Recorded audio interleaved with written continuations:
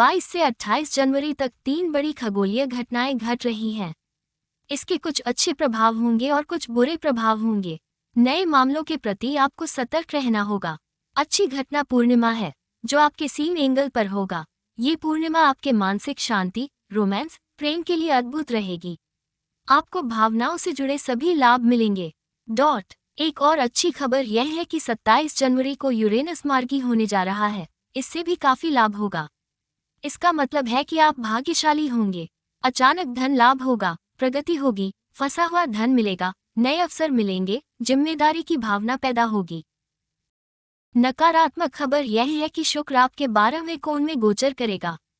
इससे थोड़ा फायदा होगा, सेहत में बदलाव आएगा।